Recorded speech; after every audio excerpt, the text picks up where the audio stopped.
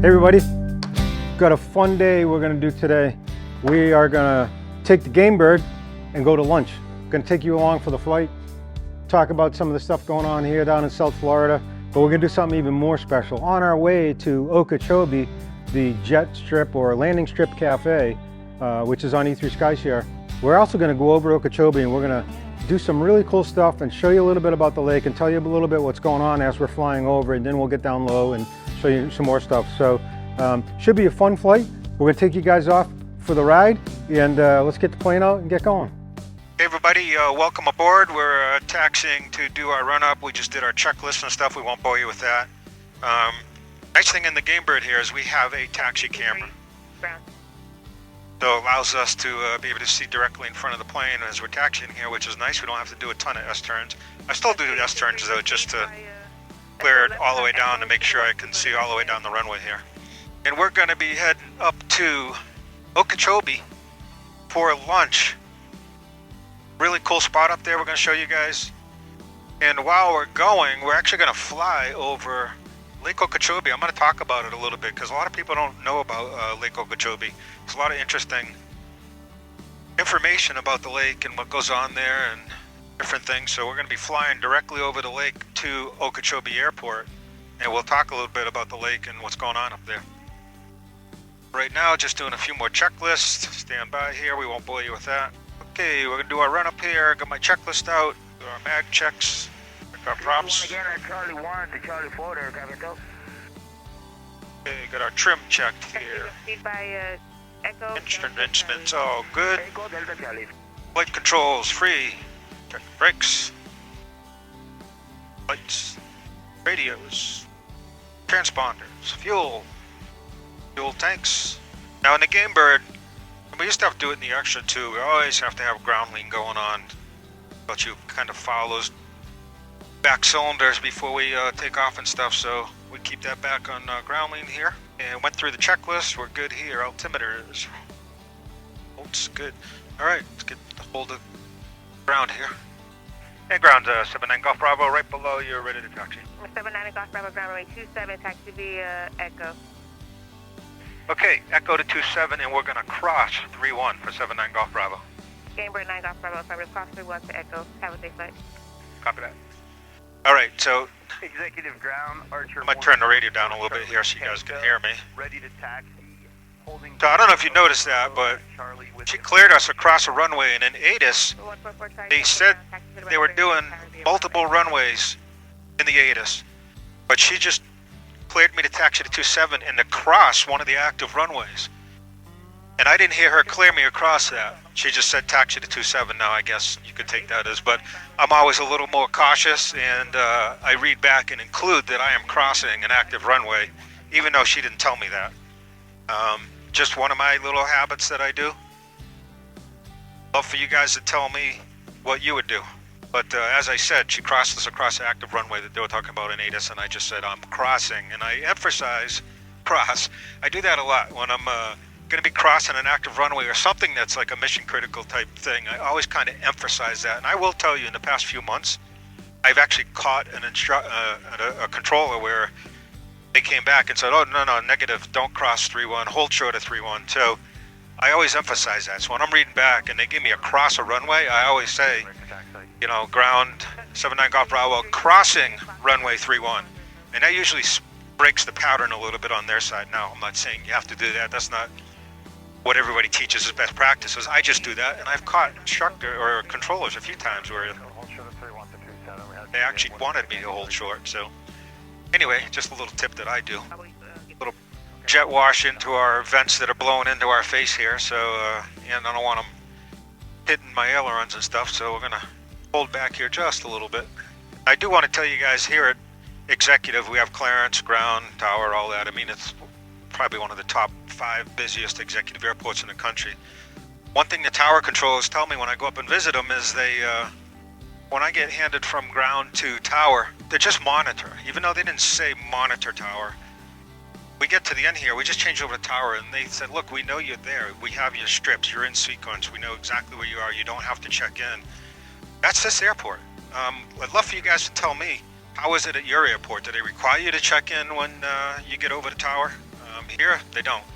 And we got a whole course on some communication stuff when it comes to that, especially pattern work and stuff like that at a busy airport like this. So, hey, if you guys want more of this, please, will you go like and subscribe down below and make a comment. More importantly, make a comment, especially after the stuff I just talked about. Let me know your thoughts on what you guys do, because that's the only way that, unfortunately, YouTube will tell us that you want to see this content. So, my radio back up here, number 2. Now let's see what happens. If he knows we're here and what he says. But checklist is complete. We are ready to go. We have fuel left. Okay, another short checklist. We are good to go. Transport. 0975 executive tower. Say again your request. Circling 31. Another check. I'm always checking my controls. 0975 unable. I got multiple aircraft on the downwind for 27. Gamebird 79 Golf Bravo, executive tower, you ready? Ready to go, 79 Golf Bravo. Gamebird 79 Golf Bravo, caution my turbulence, Potter Hawker, turn right to northwestbound, right 27, clear for takeoff. Clear to go, right turn out, 79 Golf Bravo. There you go, folks. That just proved the point. You knew we were here? Okay, we're going lights, pumps, fuel. We are good to go.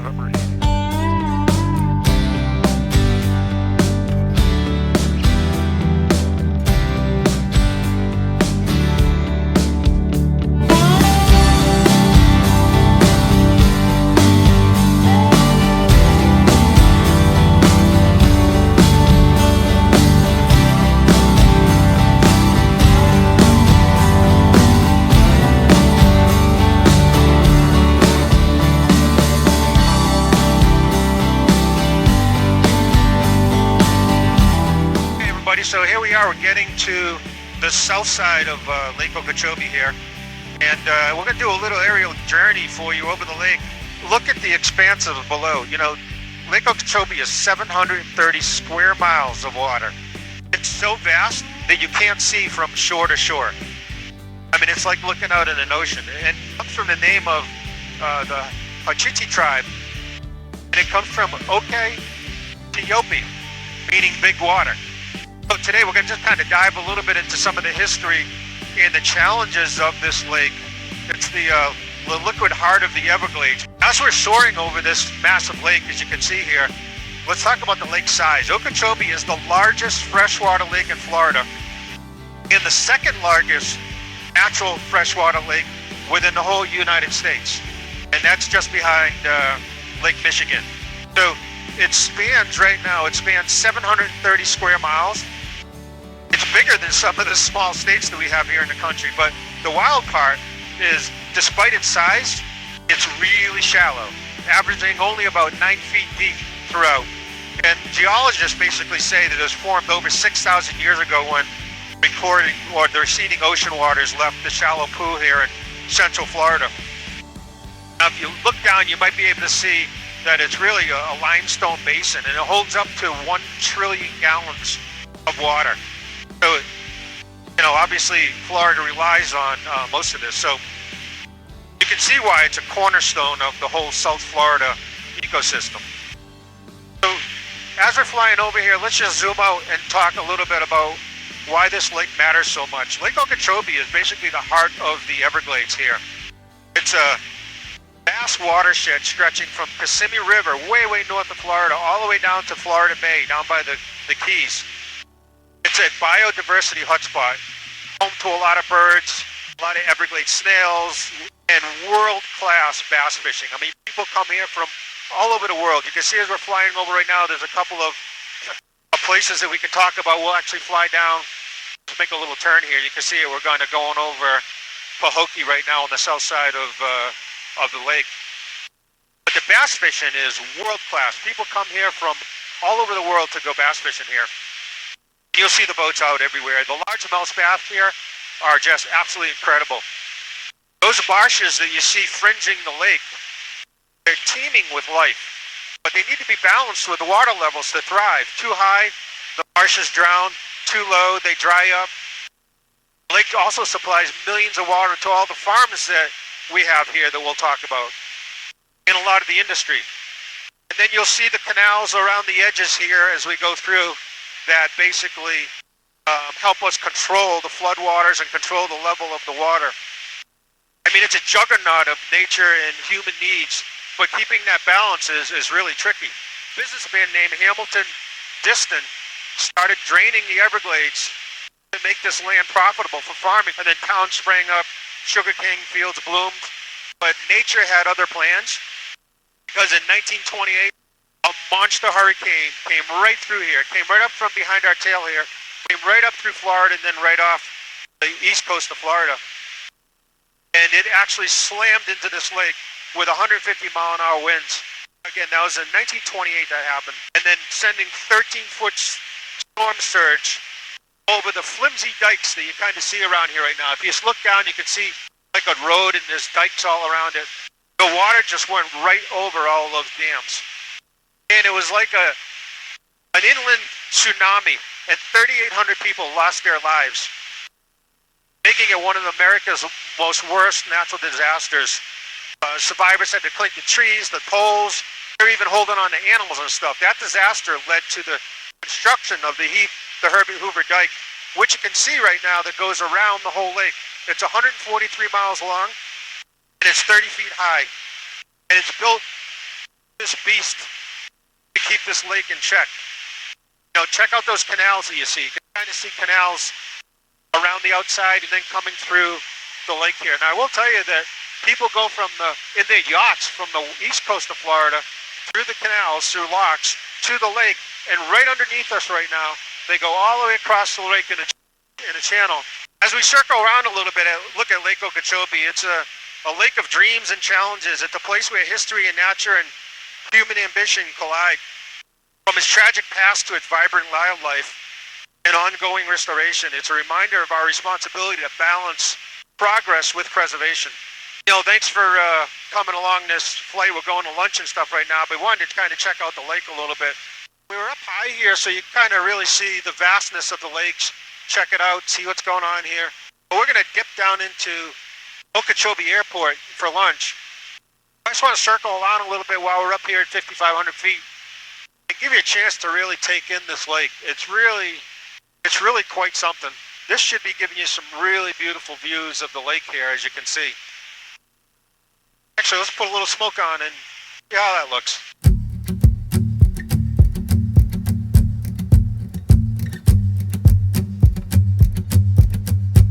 All right, there's your little smoke. This will look good with the new camera mounts. So anyway, folks, you can kind of just go in circles here so you can kind of really see the vastness of the lake here. And you can see some of the canals and stuff. Now we're going to go down on the way back. We're going to go lower. There's a place called Treehouse on the island here below. There's a couple islands out here. We come out in the seaplane. And oh, look at that. Look down at the lake there. You see our shadow of the smoke that we just ran, which is pretty cool. And then north here, you can kind of see right here off our 2 o'clock, there's another lake that we kind of go down there in our X-Cup quite a bit. We land down there, we go all over. So we're going to now dip down under the clouds here and head into Lake Okeechobee, or I should say Okeechobee Airport.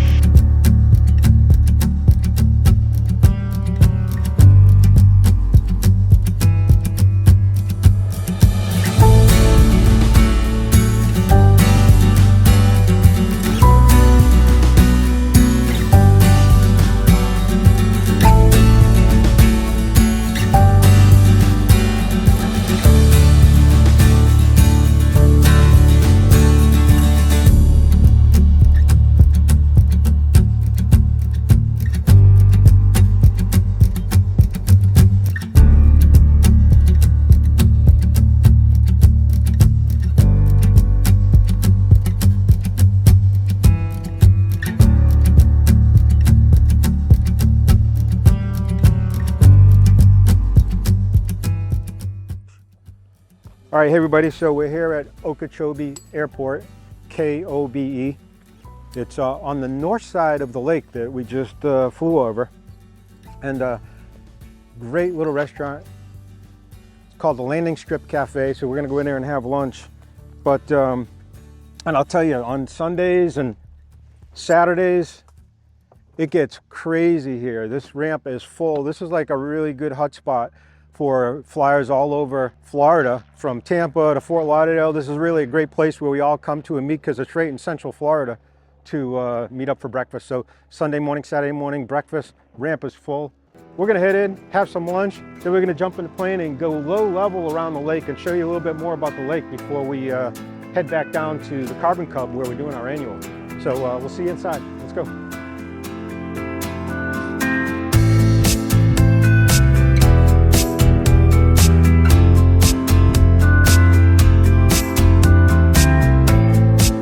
All right, great. So good breakfast, good time. Nice and quiet today. It's the middle of the week, which is nice coming here during the middle of the week. Not a lot of people, but we're gonna jump back in the plane, and now we're gonna go back down around the lake and do a little bit more low level flying where we'll get down to about 1,000 feet and kind of go around some of the dikes and some of the canals and stuff like that. You'll see hopefully a lot of the bass boats and stuff are out, and we'll just give you a little bit more of a low level flight and let you enjoy the scenery. So let's jump in the plane and get going.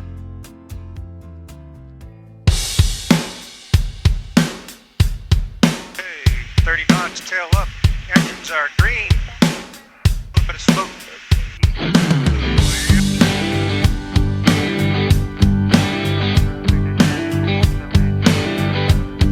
Looking for traffic. Traffic in the area, got a guy on approach there. And you already see the lake. And Okeechobee Gamebird is on a right downwind, 3-2, we're exiting the airspace on. Alright, so to our 3 o'clock here, you can see the canals that are around the outside. A lot of the marshland and stuff that bass boats absolutely love. So we're going to take a little flight over that, just checking for traffic, and we're good to go. And you kind of get a good feel why this is such good bass fishing. You just look at this landscape and all the marshlands and a lot of the lily pads and stuff that are all around the area here. Makes it great for the bass fishing. And you can see right down off our left wing here, you got little marinas. You can charter boats all over the whole lake. And we'll go over one on the south side. There's a really great marina that has a lot of charter boats down on the south side. But we'll, now you can see here the canals that are around the outside. You can see the dike here right under our wing. And that dike goes around the whole lake. Now they call that trail you see right underneath us here, they call it Lost, Lake Okeechobee Scenic Trail. And it's 110-mile paved all around the lake, and it's perfect for bike riding. There's like parks along the way. You can see alligators and manatees, all kinds of birds and wildlife. It's just an incredible scenic trail, especially if you love riding bikes. And you can see it here under there. And along the whole way, you see these little huts with little information about the area and what you can see and stuff there. You might even see some alligators as we're flying above this canal. And then it's also a whole bunch of this canal kind of goes off into access points into other areas of Florida here. And you can see how it all feeds into the main lake. I'm going to go over one of the little parks over here, right off our 11 o'clock. And it's a great spot to come to in our X-Cub on floats. And we land in this little lake.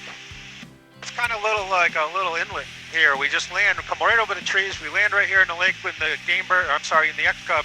And we pull up to the little beach, and you can see there's these picnic areas and stuff right here at our 11 o'clock. And we can pull the X-Cub right up to the beach here. And it's just a great spot to do lunch, hang around in the water, which I'm not into with the alligators around here.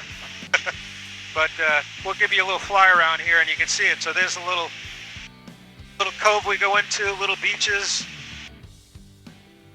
little area to have picnics, tables, coverings.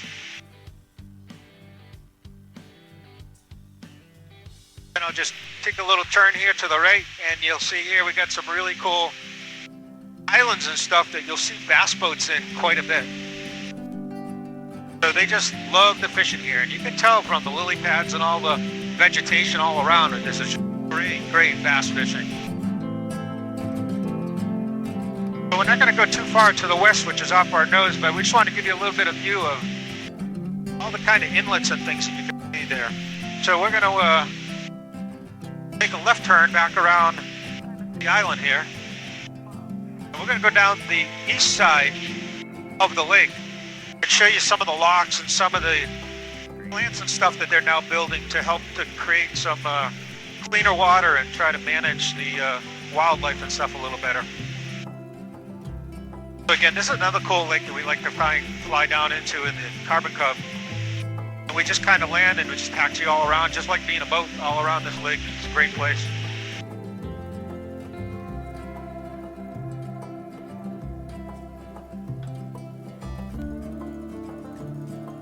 So just giving you a little bit more of a low-level look at the lake here. And you can see, being down low here, you can't even see the other side of the lake. So as we level off here, if you look off our right wing, I mean, you cannot see it. It's like looking out into an ocean.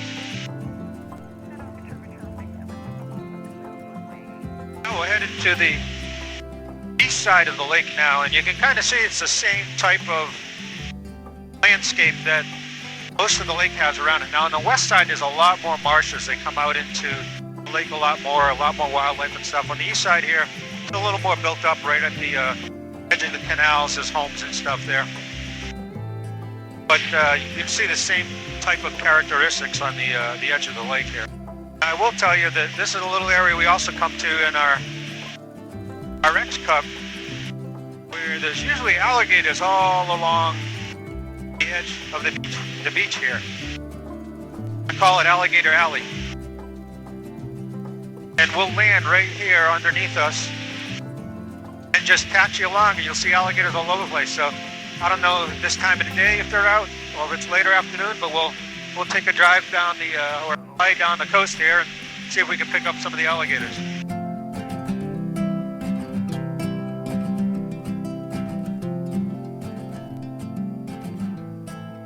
And I'm not seeing any alligators today. Usually you'll see them right here under the wing. They're usually like just laying along the path there, but maybe it's too early in the day because it's usually the afternoons that we kind of see them hanging out there. But we'll stay at this 1,000 feet going down here and see if we pick up any more before we head to the tree house that's the south side of the lake.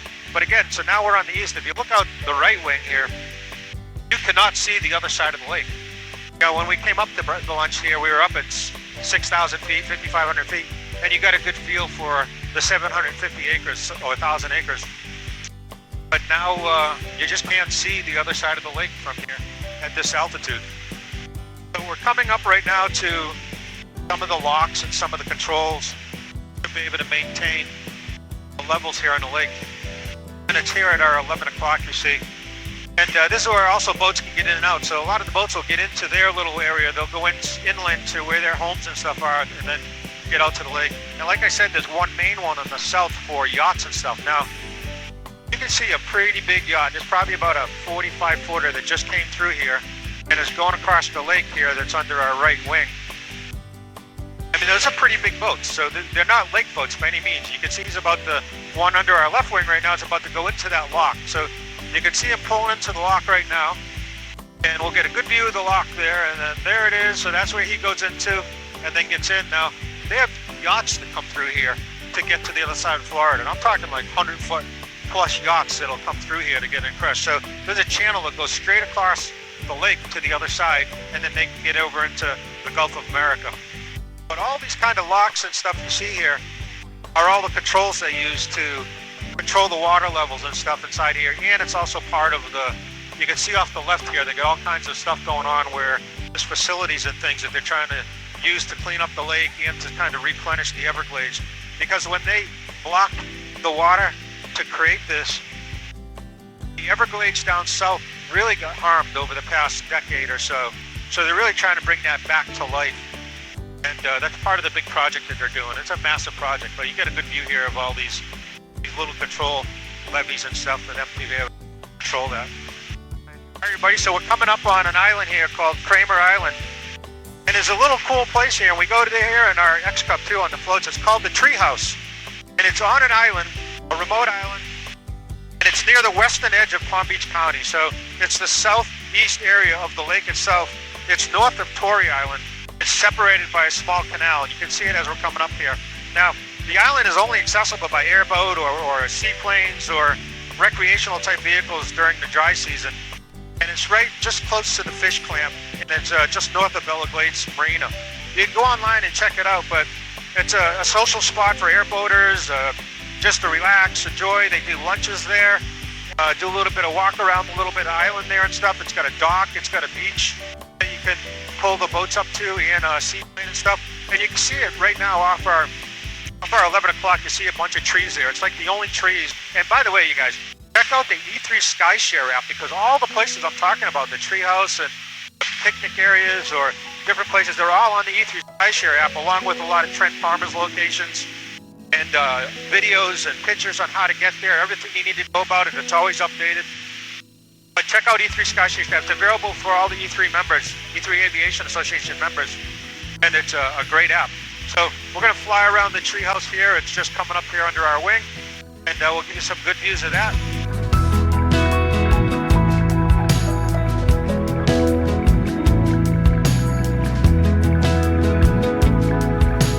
Okay, smoke. So you can kind of see right here, little grass lawn. There's some trees here off our left wing, and the treehouse is down inside there. We'll see if we can get you a good view of it here as we roam around.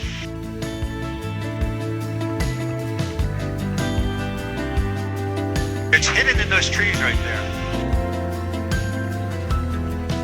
You see the back lawn's a little manicured there. And you see a little bit in there under the trees. It's great because it's got such great shade and things. It's right hidden inside there. You can see it there. All right, cool. Let's come around this side so you can see a little bit better this way. May get us a little altitude so you get a better view of the whole island. So this is Kramer Island here off our right wing.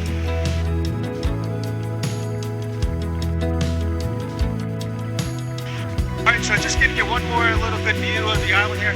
Actually, let's fix this. I'll give you a better view. Here we go. There we go. Now you got a good view of Kramer Island. Inverted. So that gave you a little good view of Kramer Island inverted. So now we're down the southeast area of the island, or I should say of the lake, and this is where the Slim's boat camp is. We'll fly over this because this is a great area. They've got a great park in here with beaches and tackle shop and docks. And you can see that here coming right off our left wing. And they got RV park there, beaches, amphitheater. I don't think they have a restaurant in there, but it's definitely a big hit for boaters and stuff. And the lock, and then you can see another one of the locks there. So right about here, we're going to start heading back down into Fort Lauderdale area. And I got a little bit more for you to talk about on the ground. So I'll see you in a minute.